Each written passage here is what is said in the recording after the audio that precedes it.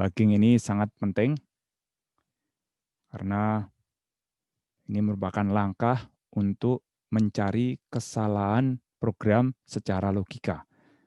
Jadi kalau ada orang bilang debugging itu mencari kesalahan saja, salah itu ya, tidak tepat. Mencari kesalahan sintak itu tidak perlu debugging. Itu sudah langsung diketahui sama compiler ya. Programnya langsung sudah dikasih tahu ada kesalahan apa. Ada tutup kurung yang lupa, atau tidak ada indentasi, padahal itu sehabis pernyataan if atau pernyataan for, dan sebagainya. Jadi debugging ini langkah dalam pemrograman yang sangat penting, ingat sangat penting. Walaupun ini nanti mungkin masih agak susah membayangkannya seperti apa, itu sangat wajar. Karena yang kita bahas baru program kecil-kecil. Ibarat membangun itu hanya membangun gardu ronda, hanya membangun kios untuk jualan burger, untuk jualan Thai tea. Bangunan kecil, jadi kalau mau mencari sesuatu di dalam bangunan itu atau ada kesalahan konstruksi, mudah nyarinya. Tapi nanti kalau sudah berkembang, ya kita membuat rumah tinggal berupa apartemen, berupa tower, baru ya akan ketahuan fungsi kegunaan inilah kegunaan untuk mendebak. Debak dari kata apa sih? Oke, sejarahnya dulu ya. Debug ya dari de sama bug. Jadi memang ada bug di situ, ada kutu. Kenapa ada kutu? Sekarang kan sudah tidak ada kutu. Kutunya kalau masuk di komputer atau di laptop akan kepanasan. Bukan itu ya. Karena memang pada awalnya dulu sangat mungkin ada kutu yang mengganggu proses yang terjadi di komputer waktu itu. Karena waktu itu data memang disimpan di kartu berlubang, kartu plong. Plong itu ya, plong itu kan berlubang. Punch card ya. Tidak seperti zaman sekarang yang data itu bisa disimpan di flash disk atau hard disk. Kalau ingin cepat ya pakai solid state disk, SSD. Nah, lubang-lubang kartu, namanya juga lubang ya, itu kan kelihatan dengan mata. Kemungkinan bisa dipakai sembunyi kutu atau bug. Akibatnya lubang menjadi tidak terbaca. Atau terbaca tapi beda dengan waktu menyimpannya dulu. Jadi harusnya dulu berlubang tidak. Sekarang menjadi tidak berlubang, tidak gitu ya. Atau yang tadinya tidak berlubang malah berlubang gara-gara dimakan sama kutu juga bisa ya. Ya berlubang sama tidak itu kan simbol dari misalnya data digital 0101. Itu ada artinya kan? 0101, 1000 itu bisa merupakan representasi dari kode ASCII. Jadi kalau kita simpan data di DVD atau di SSD itu pasti nyimpannya berupa data logika begitu atau digital. Data yang terbakar, di burn sama tidak. Data yang termagnetisasi sama tidak. Nah ini ceritanya lubangnya tertutup oleh kutu. Kutunya sedang rapat gitu ya. Kalau rapat kan berlima. Kalau hanya sendirian tidur di situ mungkin masih lumayan ya, lubangnya masih bisa terbaca. Tapi kalau sampai berlima masuk semua di situ tidak terbaca. Akhirnya karena terganggu, programnya berjalan tapi tidak normal. Ini ada contoh ya, mesin yang sudah termasuk komputer di generasinya, yaitu mesin untuk membuat tenun, kain, mesin tenun. Sesuatu yang bisa diprogram itu kan komputer. Jadi membuat kain tenun seperti karpet, sajadah, atau kain baju kita ini, itu kalau diprogram sudah termasuk komputer. Waktu awal-awal dulu, bahkan sampai sekarang ya, data pola motifnya itu disimpan di kartu plong. Ini contoh ekstrim. Banknya itu mencetak kain yang bergambar kucing lucu gitu. Gara-gara di sana itu ngeblok gitu ya, ada kutunya, akhirnya programnya error. Kainnya jadi, tenunannya jadi, tetapi gambarnya bukan kucing, gambarnya malah monyet. Ya, ini contoh ekstrim. Memang ada ini fotonya juga ada. Bahkan sekarang pun mungkin masih ada juga. Saya pernah datang ke pabrik tekstil di Bawen atau di Semarang. Mungkin pernah saya ceritakan juga ya. Ada komputer di sana yang masih menggunakan punch card ya. Kalau ini real sejarahnya zaman dulu. Ini kelihatan lubang-lubangnya ya. Ini ada operator yang mau mengoperasikan mesin tenun. Bisa dilihat di YouTube. Ini ya. Ini kalau saya run sebentar saja. Suaranya nggak masuk ya. Biar suara saya yang dominan. Walaupun hanya 2 menit tidak saya putar semuanya. Tahu saja ya. Kalau ini tuh ya kan ada motif di situ. Itu semua disimpan di kartu berlubang ini. Tuh, sudah sejak 2 abad yang lalu lebih dikit. Ini, ya kan? Ini saya lompati aja di sana. Kalau tidak salah di akhir itu, loh ya kan, sajadah atau karpet ini. Tuh, ini semua disimpan di kartu plong tadi. Pasti bisa dibayangkan dengan mudah kalau kartu plongnya itu dihinggapi oleh bak, terus karpetnya gambarnya jadi beda. Ya kalau zaman sekarang ya kesalahannya itu tidak diakibatkan oleh bug, tapi oleh mungkin salah memberi nama variabel, harusnya variabelnya itu X, tapi kopas dari tempat lain variabelnya K, begitu, sehingga salah.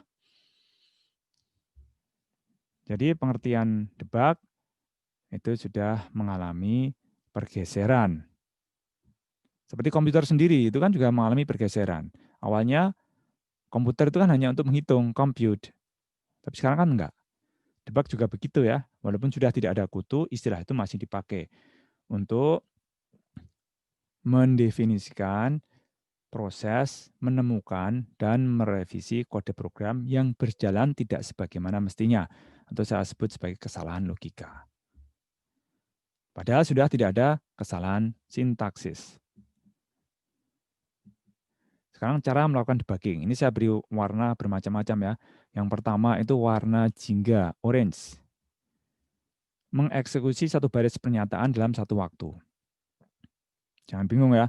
Ini yang dieksekusi hanya satu baris. Padahal kita punya, katakan ratusan baris. Ketika kita punya ratusan baris dan disebut sebagai satu file, maaf, satu file ya. Wah ini ada angin yang mau keluar.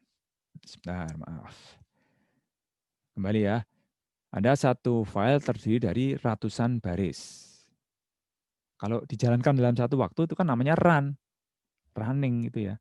Tapi kalau hanya satu baris saja, itu namanya kan step, melangkah. Itulah mendebak. Makanya ini saya beri ilustrasi, run itu kumpulan dari step by step.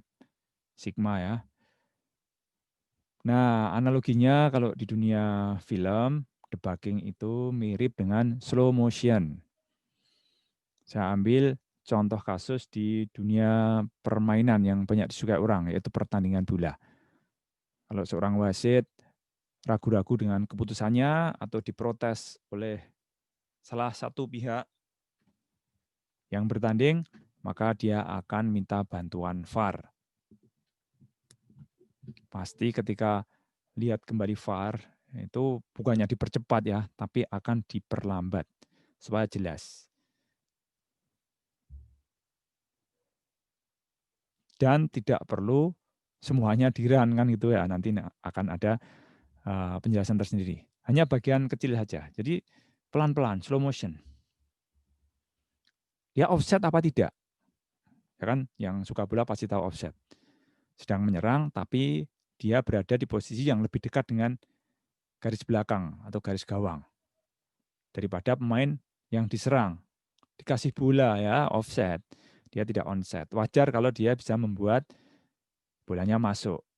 Sehingga kalau gol dibatalkan.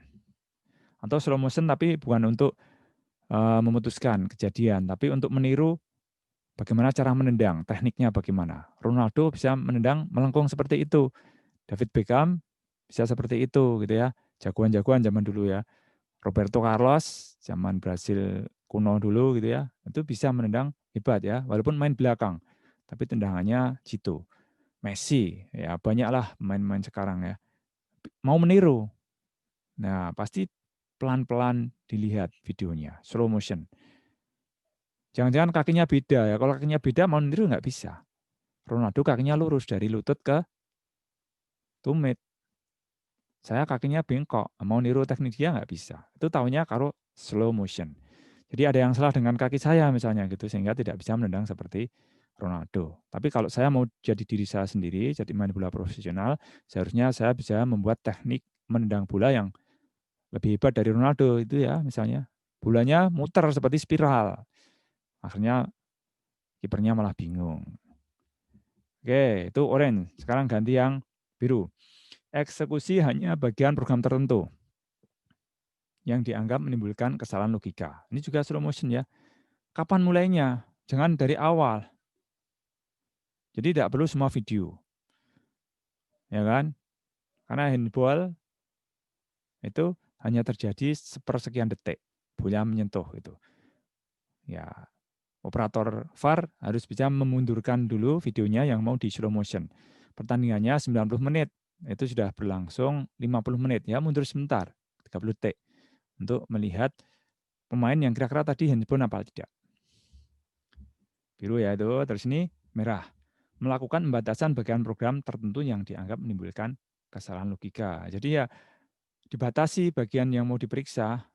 Tadi mulainya detik kesekian, selesainya detik kesekian dibatasi. Jadi bukannya dibatasi awalnya, akhirnya juga. Jadi kalau sudah selesai mendebak bagian itu, ketemu apa tidak kesalahannya. Ya jika ketemu ya sudah, programnya direvisi dan selesai. Tapi kalau tidak, dia harus mengulang lagi dari batas yang berbeda, dari awal yang berbeda, atau pindah ke tempat lain yang dicurigai menimbulkan kesalahan. Ini yang keempat, mengamati nilai variabel. Ya kan, program itu pasti mengolah variabel, tapi tidak semua nilai variabel ditampilkan. Anda pasti kenal dengan yang namanya metrik. Metrik itu punya nilai determinan. Ketika proses menghitung determinan, ya tidak wajar kalau setiap elemen dari metrik ditampilkan ke monitor. Kalau metriknya itu penyajian dari citra foto kita misalnya, itu kan ukurannya besar, tergantung resolusi foto kita. Semua ditampilkan ke monitor, akhirnya jadi gambar ya, padahal nggak perlu itu. Padahal prosesnya ingin mengenali ini gambar siapa, melalui perhitungan metrik. Ya, perhitungannya nggak usah ditampilkan, tapi tahu-tahu muncul namanya siapa. Jadi nilai variabel itu sebenarnya banyak, tidak dimunculkan. Nah, adanya kesalahan itu bisa diperiksa dengan bagaimana perkembangan nilai variabel, bagaimana perubahan-perubahannya, apakah seperti yang diinginkan atau tidak. Ini kan juga mirip dengan wasit. Ada variabel di sana yang terkait dengan keputusan pertandingan. Kadang wasitnya itu sudah menyatakannya atau menampilkannya gitu kan. Priit gitu ya.